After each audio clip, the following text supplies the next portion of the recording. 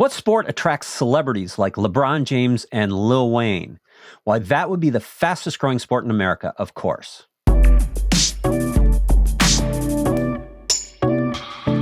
Today we have with us Evan Floersch, co-owner and CEO of the Major League Pickleball team, the Texas Ranchers. So we're going to get an inside look at a new and emerging sports league and see how you too could be a team owner and find out what's in store for this exciting new sport.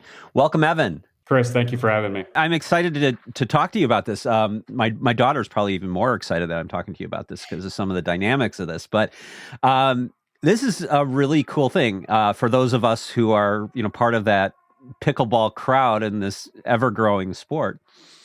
Could you tell me a little bit though about how you got started and how you came to pickleball, and give me a little bit of your background before we dig into all this. Yep, it's a wild roller coaster like story. I always grew up around sports. Always wanted to be in sports. I played college soccer at Emory. And went through the entrepreneurship track there. So I had a great sports experience growing up, and then also, went through education wanting to be a builder, and brought that after a few companies I built in the media space and tech space. I made a hard left here in Austin, Texas. Realized, humbly, this was a pretty sport deprived market as much as it's growing today, and wanted to have a part in bringing more sports teams here to Austin. As life often goes, the first attempt at it was a pretty dramatic failure. Went after one of the expansion teams for Major League Pickleball as the league was expanding from 12 to 16, and I am not LeBron James, Tom Brady, Anheuser-Busch, and Kevin Durant, so my name was not accepted, but knocked on this older Texas gentleman's door, Tim Klitsch, who was one of the founding 8 investors in Major League Pickleball and owner of the Texas Ranchers at the time. And, asked him if he wanted to sell the team to us. And he realized in that moment, and he'll tell you this himself, that, was one of the best decisions he made, choosing to have, in his words, a smaller piece of a larger pie. So we came in as strategic partners, brought in the investors and the ops shops that we have at the Texas Ranchers today, and we're working well together to bring Texas Ranchers to more Austinites, more Texans every day, and put more paddles in hands, and hopefully position ourselves as America's pickleball team. I think you're well on your way. So I think that for those who are uninitiated in the joys of pickleball, what do you think? From a spectator sport, it actually is really fascinating to watch. And I, when I there's all these streamed, matches, and, there's tons on YouTube and stuff like that. And every time I come across them, I'm always sucked in, and I'm always watching, because it's a very fast paced game. What is it that's so magical about pickleball that's attracting so many people and making it a great spectator sport? As a spectator sport, I think it's different than why so many people are participating. Yeah. First, you're seeing a very wide top of funnel because it is such an accessible sport. What we like to say at the league level is, a 7-year-old can understand it, and a 70-year-old can compete. And so, although I will say I am a lot older than that, and I cannot always figure out the scoring. That is I get fair. lost sometimes. I'm like, who's serving what? That's fair. And so we've standardized that to make sure that it's as simple as possible for beginners, because that is a point of friction for people. But it is one of the least intimidating sports to get into, and at the same time, it's very layered, like a video game, where if I am playing like a tennis player, with my tennis background before high school, I could still get my butt kicked by an older individual who knows how to play the game the right way. And I think that is translating into a pretty compelling spectator and TV product, because the people that we're seeing watching pickleball are avid pickleball players who more quickly than other sports are moving down the funnel and becoming active viewers and watching tournaments every single weekend, because they understand how layered it is and how difficult it is, what these pros are doing and these athletes are doing, and how incredibly athletic pro pickleball is at the Yeah. highest level. So I think that's really translating into what we're seeing and why we're having such strong numbers on the viewership front. It's interesting that you mention, like the older players who, like really excel at the sport. And it's an interesting sport because there's a lot of different ways to approach it, like from like a power and speed kind of way. But the thing that, those older players sometimes have is they always know where to be standing. They always know how to be prepared, and they've got like good reaction time to the ball. So even though they're slow, they're brutal. They're just really, come at you. You can't hit it past them. It's too small of a court to do that. So Yeah. they know where to be, and they also know where to put the ball to put you under pressure, which is something that you see at the pro level as well. Yeah, no doubt about it. It's a fun game, and it really lends itself to a lot of good matches with different levels of players, and everybody can continue to have fun.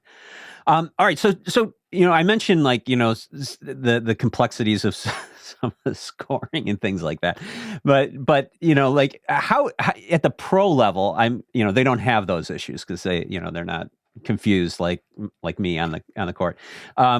So talk about how the matches work, because the Major League Pickleball has a little bit of a different format, doesn't it? It does. Correct. So how does that all work? Just as some history, there was the PPA, which is very analogous to ATP Tour, WTA in tennis, where you show up on behalf of yourself and your doubles partner. Major League Pickleball was founded in 2021 by Steve Kuhn, who wanted to bring a team format to the sport of pickleball.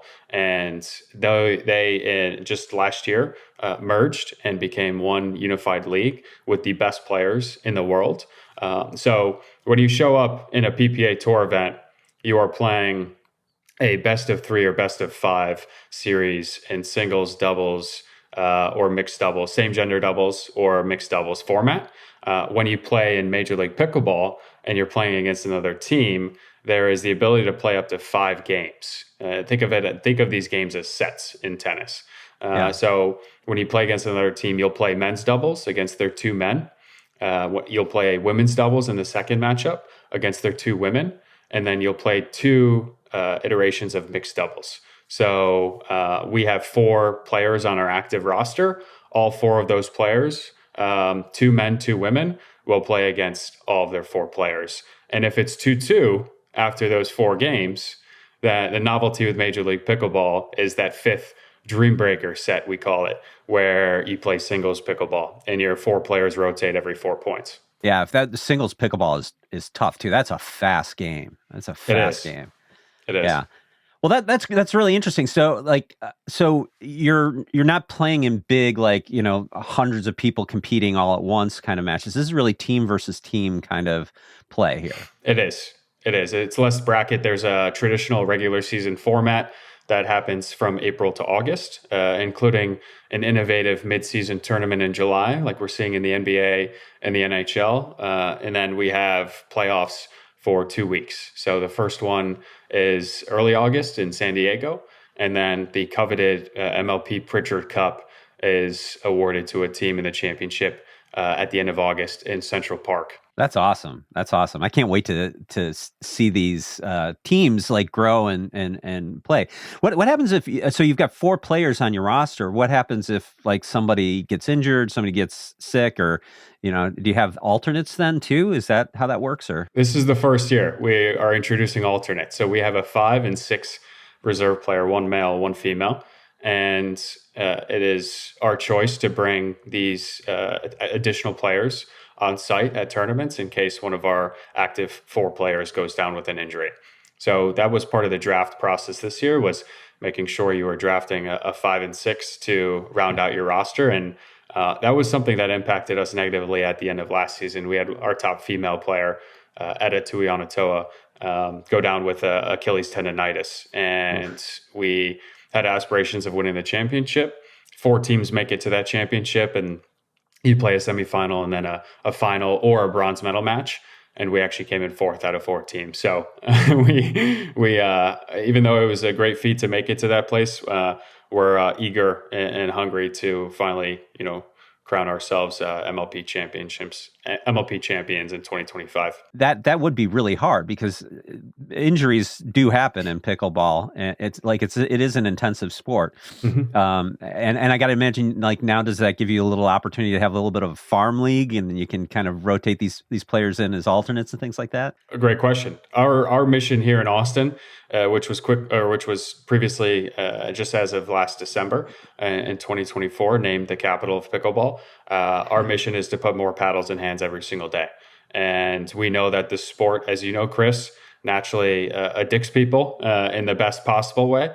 And if we are doing our part to get more beginners into the game, it will do its work to turn those new beginner level players into avid pickleball players. So we do have a talent development pipeline being formed right now with the minor league pickleball team here based in Austin, with the best semi-pro or amateur pickleball players that are based here in Austin or around the Texas metros. Yeah, I gotta get practicing because I gotta get on one of those. Yeah, Those we've got a teams. I mean, tryout coming up, so you could fly in for it. Do you have a senior league? There is a senior league, the NPL, it's called, for 55 Yeah. plus, and again, they utilize the same format that MLP does with teams and franchises, and some notable owners like Vince Vaughn as well. Oh, wow. Yeah, well, he's local. He's a Chicago guy. He is. Maybe I could talk him into putting an old guy on the team. That's definitely who to call. How did you come to become an owner of the Texas Ranchers here? Like, what was the mechanics of that, and the drive that kind of made that happen? Yep. So we created what we did when we bought the team. We created a board that votes on the direction and certain decisions of the organization, and then I invested in the team myself, and that is how you get the economic interest in a pro sports team. It is, you have to have skin in the game if you want any sort of the upside, and so for myself, I see these assets as attractive investments. I see sports across the board now as an attractive asset class, and thus, I wanted to make sure I was diversifying my portfolio and taking a controlling interest in the Texas Ranchers. But it is really, we have one entity that owns and operates and owns the rights to the Texas Ranchers that I invested in and took a controlling interest in 2022. You mentioned when the league was expanding the first time, it was a little bit too rich for your blood. But and it is interesting because there's a lot of like celebrity owners in the league. I mean, you mentioned you've thrown out, you name dropped a lot of people here already. But I mean, who are some of the more prominent people as owners in this league? In the league, I would say LeBron James is one of the top. We have Lil Wayne as an LP in the Texas Ranchers, and Scotty Scheffler and Bijan Robinson, Micah Parsons, a few names you probably know. And then we've and competitively, Drew Brees was one of the early pioneers when you think of a strategic investor that opened the door for the LeBrons and others. He invested early on in the LA Mad Drops, the Los Angeles team. Mark Cuban owns the Dallas team. I would say the next biggest name is Patrick Mahomes, Naomi Osaka, who own a stake in the Miami pickleball team. But we could go on and name drop for 10 minutes here. So I think it really shows just how attractive Major League Pickleball as an asset it was at the time and still is, in my opinion. Yeah, I mean, it speaks a lot to the value of what's going on here. If like all those kind of high profile people are getting into it. Yep. But I want to talk about one of the ones that you mentioned here, Lil Wayne, because that's, my daughter is obsessed with Lil Wayne, and she's like, oh my God, I got to start playing pickleball. Oh, this is amazing. She wants to wear all the Lil Wayne pickleball swag too when it eventually comes out. But, tell me a little bit about how did Lil Wayne get involved in this? Because that's a fascinating story. Sure. It is. He was playing, according to his agent, and busted his ankle playing pickleball. Saw that his agent Mike G at United Talent was investing in the Texas Ranchers. Called him up and said, how does he get involved? So that was serendipitous. But in my opinion, what we do really well, and why I think we're an ownership group and the Texas Ranchers brand and franchise organization that is still attractive to strategic investors like Lil Wayne, is we meet them in the middle. Yeah, We are the first thing that we ask those who are interested in investing in being a part of our ownership group is, do you like pickleball? If they don't like pickleball, we hang up the phone. No, not actually, but it's not going to be the right fit. I don't know why we would even be on the call in the first place. right. And then the second question we ask, where I love to have the conversation, is what superpowers are you willing to leverage to increase shareholder value and strengthen the Texas Ranchers brand? And that's a great question, because we get them talking about what they're most excited about doing, and how, as you know, with someone like Lil Wayne, his time is very limited. Sure. And he gets pulled in 100 different directions. If we have a conversation and he lights up about merchandising and fashion in pickleball, and the lack thereof in the current pickleball landscape, and his passion to bring higher, more elevated, designed items to the Texas Ranchers fan base, that is a fun conversation to have. For Whereas someone like sure. Miles Garrett or Bijan Robinson, who really care about impacting their local communities here in Texas, that conversation kind of centers around, okay, how do we then build courts in some of the underserved communities that need a pickleball court, and or where are areas where pickleball can positively impact their community that they care about. So that really has been a great formula for making sure not only that we have the interest and excitement of someone like Lil Wayne involved, but they are actively showing up and frequently showing up for the Texas Ranchers. There is a big difference between being a name on a press release and Yeah, actively engaging it to increase shareholder value. for sure. And I love the fact that like pickleball has become like, hey, let's build up this community with like, some pickleball courts, because it is such a low lift kind of thing relative to other things. You don't need a big stadium. You just need a court and a net and some rackets and a ball, and Or away you even go. some chalk and a portable net if you're on a tennis court. Not to Absolutely. Yeah. Yeah. not to And take you over can the get tennis culture, but two pickleball courts for one tennis court. I will say it's a good investment, because if you think about it, most pickleball is, doubles.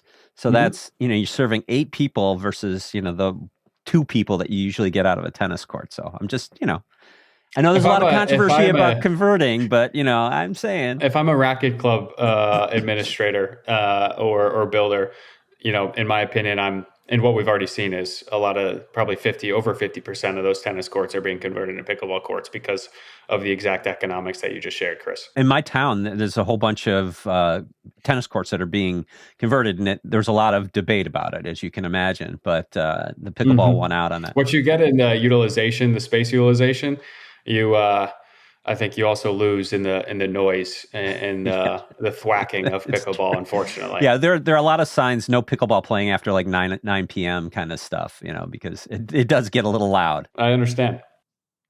One of the things that's interesting about the Texas Ranchers in particular, and the way you're kind of operating this, is that you've made ownership of a sports franchise a little bit more accessible for everyday people. Can you talk about what you're doing on that front? Because I think that's really interesting. One, we are not a closed door. We don't have a closed door policy. If someone is excited, like I said, really cares about pickleball and wants to bring something different to the table, and that can, even if they don't have a platform like someone like Lil Wayne, we have that call with them, because it is not about, in my opinion, it's not about scarcity. It really isn't. And Yeah. I think that is an ego game that sports assets have played in, and franchise owners have played in for in our past. But historically, what you see is one uh, typically older white individual owning the team, or what we're seeing today is, I think there's over 40% of sports owners and ownership groups in the big four leagues are actually next gens who inherited the franchise from Oh, either the wow. patriarch or matriarch of the family. And to us, I think what we're losing out on not having a bigger piece of the pie, we are gaining by increasing the size of that pie, to the analogy that Tim Glitch used when we were initially purchasing the team. Because what we have is an incredible ownership group, sure, 40 to 50 people each getting their own stake, which takes away from my individual stake and my opportunity, my upside. But especially in an emerging sports landscape, we are harnessing the power of the collective, and we're getting something different that a single individual, myself, I cannot sell a merchandising collection as well as Lil Wayne can probably do with his following, So, but I also can't sell brands as well as the leading sports marketer, and so it is a good, I would say, experiment that is working pretty well, I'd say, to date on harnessing the power of the collective and democratizing ownership and not making it just about, limiting the seats at the table.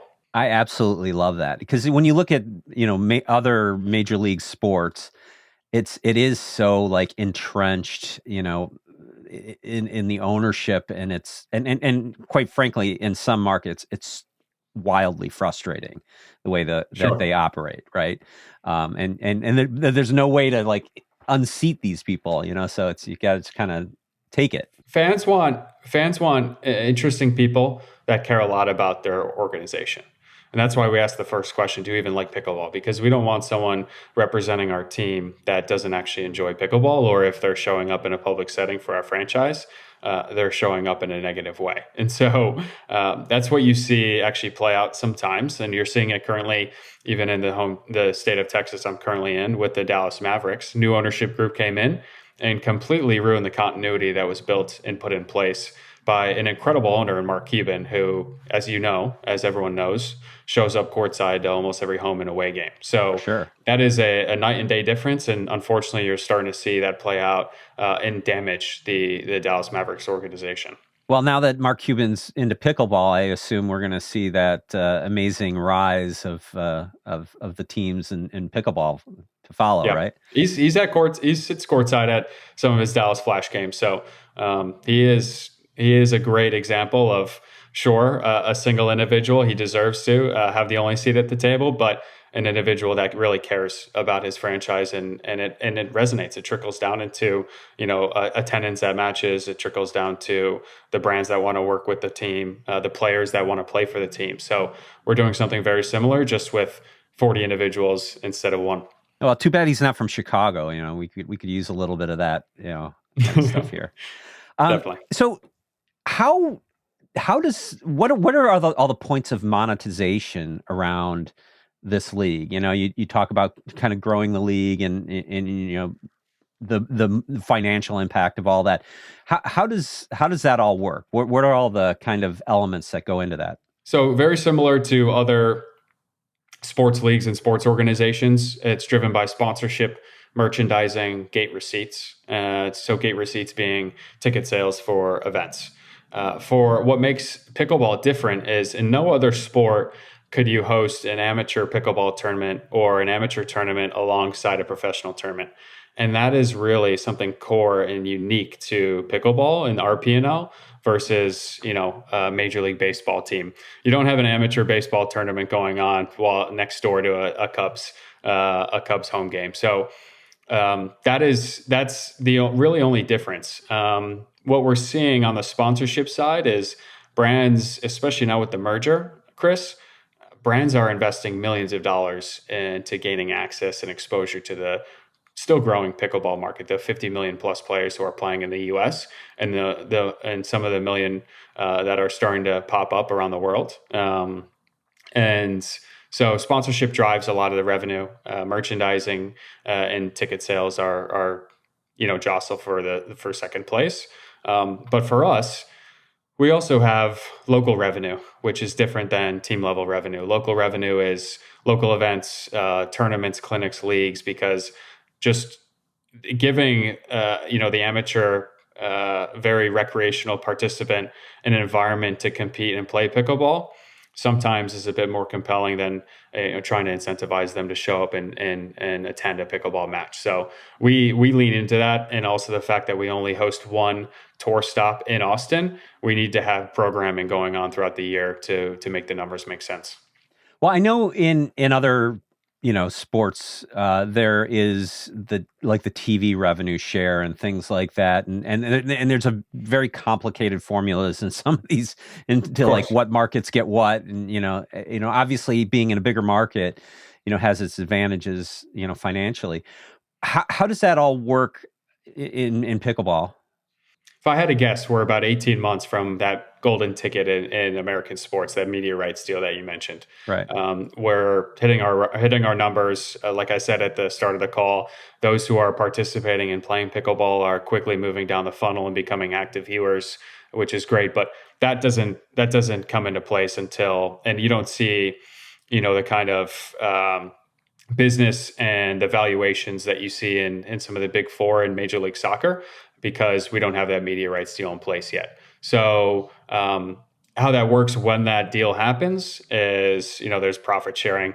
We are actually one of the few leagues alongside Major League Soccer where owners have equity in the league itself. And so, a good way to think about it is, once profits are made, then the teams, the franchises will get their pro rata share. I mean, it sounds like there's a lot more. There's lessons that have been learned from the past in other leagues that are being applied to this league, which I think is interesting. There's a lot. It sounds like there's a level of fairness like that's trying to be built in here that you don't see in other places too.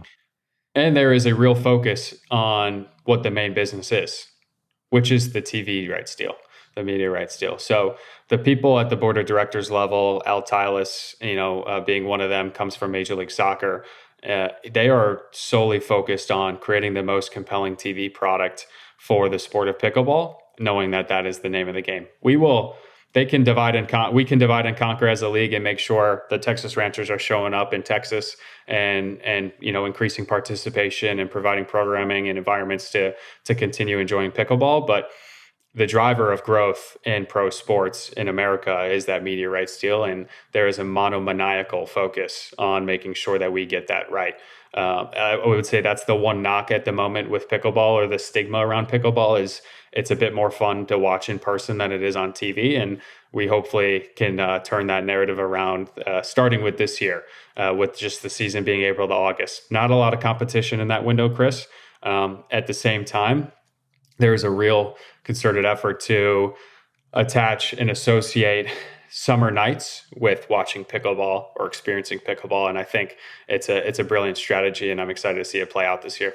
I think it's really fun to watch because it's so fast paced. I mean, it's not like, you're seeing like these incredibly crazy fast rallies because like when people get up to the kitchen, as it's Hmm. called, sort of the non-volley zone, and they're like slamming them back and forth. I mean, it is like super fast reflexes, and the way to the people move across the court and some of the shots. It's just it's so fun to watch. And it's not It like you're is. sitting around like when's something going to happen, Oh, It is, and I would say you and I have appreciation for the sport. We've played it. We've also seen the pros play it, and there's a huge difference between me as an athlete and Christian oh, Alshon, our top player. I yeah. think what we need to do, Chris, and what each franchise needs to continue to focus on is how are we elevating the stories of our athletes? How are we showcasing our athletes? If you look at the NBA, for example, that was a real conscious effort by the NBA league to, when they had a talent like Michael Jordan, come to the league, they put Michael Jordan everywhere, brought him overseas, put him on TV. Like that is, and we're seeing the same thing play out with the WNBA with Caitlin Clark. Yeah. And we need to do a better job on putting our players up on pedestals, telling the stories. I think we've got a great media content strategy at the Ranchers, but I'd love to see a bit more investment from some of the other franchises. Well, yeah, and it's interesting you mentioned that because you have some players on your team that have some really interesting backgrounds too. I mean, what about their stories? I mean, what are the really compelling stories that you think are going to be coming out of your team?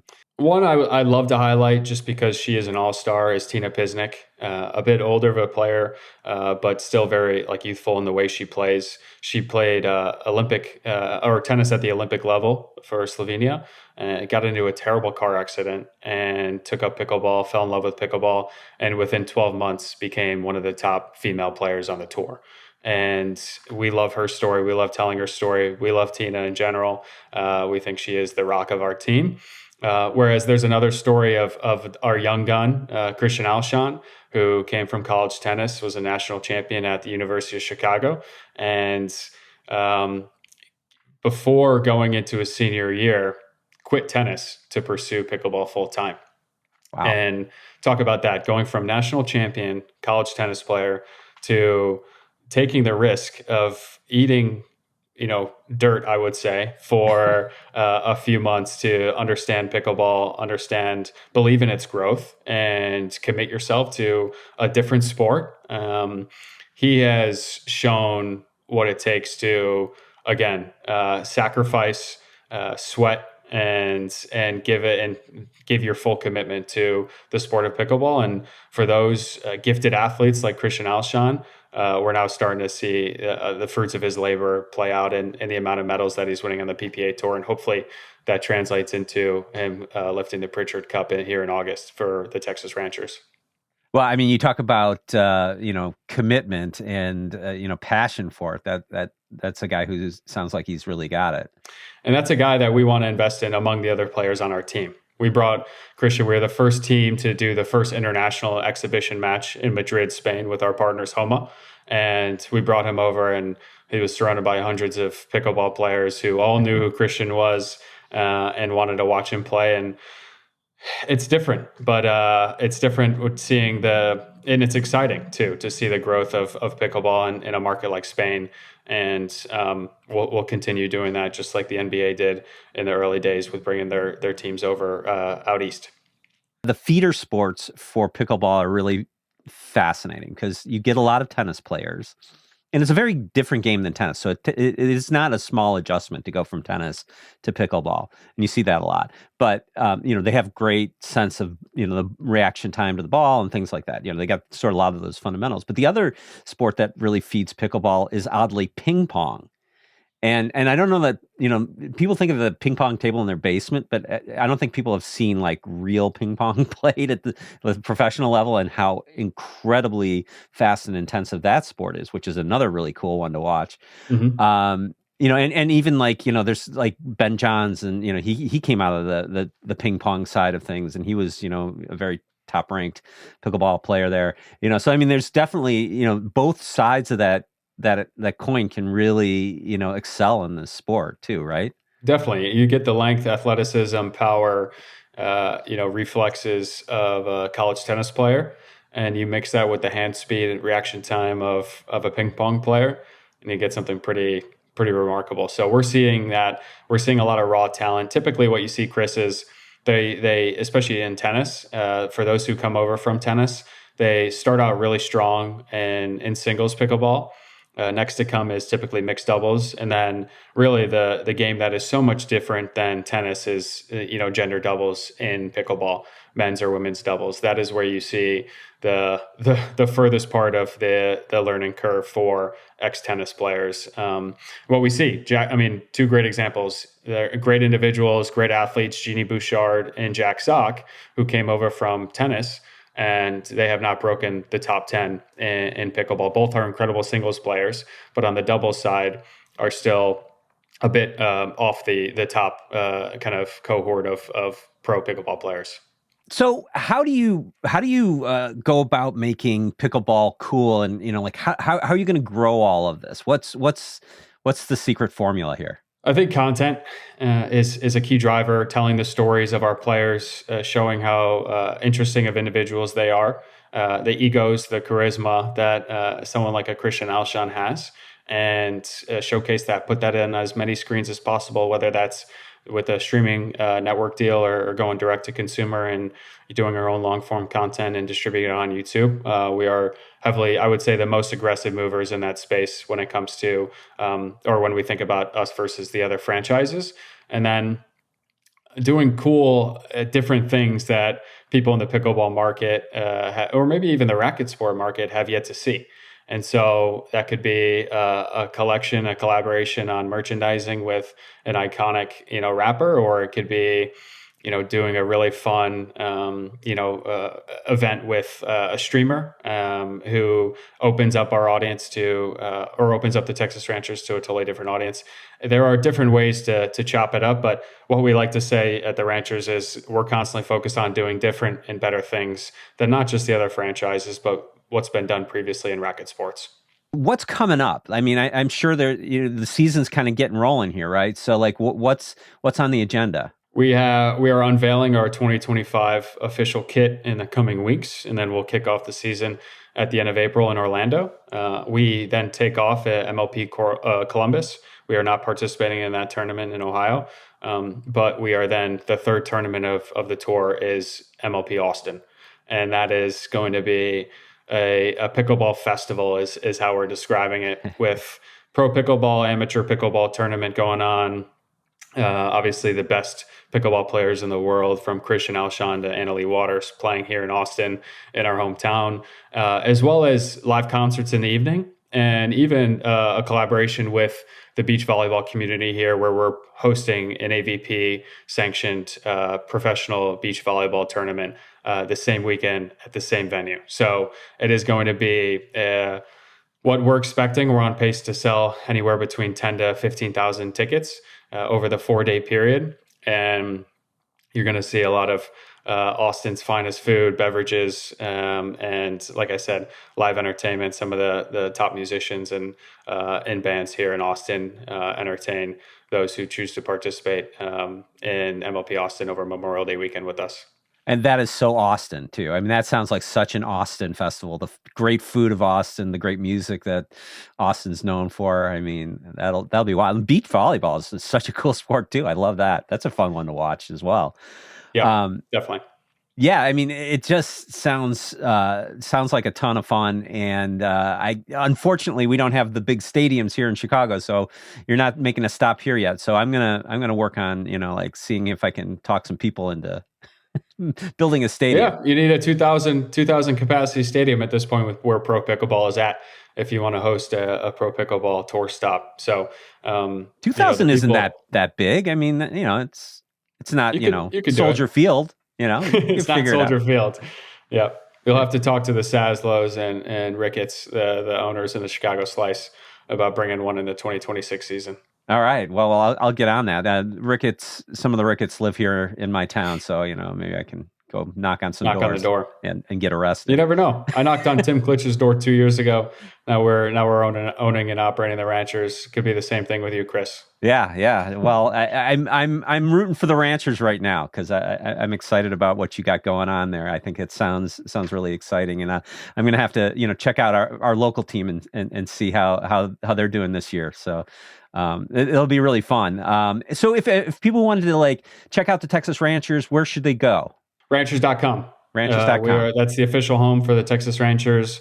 Ranchers Pickleball on social media, and then shopping our merchandise is just shop.ranchers.com. But we have everything that you can find on ranchers.com, from access to our social media, our content, to where to buy merchandise, to some of the local events that we have coming up, including MLP Austin. And then if people wanted to stream pickleball, where's the best place to go for that? For some of the marquee matchups, we'll be on Fox, CBS, and ESPN this year, as well as some regional deals that we're working through in the region that we're in currently. And then what is incredible is the joint venture that we have with the tennis channel. It's called Pickleball TV. It can be found on Amazon Prime Video, and pickleball is on 24 hours a day on Pickleball TV. So it is a great way to watch pickleball. If it's a smaller tournament, not for Major League Pickleball, but for just general professional pickleball, you'll also be able to find it on YouTube. There's a lot of it on YouTube for sure. Yep. Yeah. And I always see the pickleball stuff come up in my feed. So I'm excited for this season, and good luck to you guys. I hope you just crush it, and we'll see you at with the cup in your hand at the end of the season. That's the goal. Every single year, Chris. I appreciate it. Yeah. Well, thanks so much for being on. Great talking to you, and good luck. You as well, Chris. Thank you. Thanks for watching. I would love to hear from you in the comments, and if you could, give us a like, think about subscribing, and I will see you in the next one.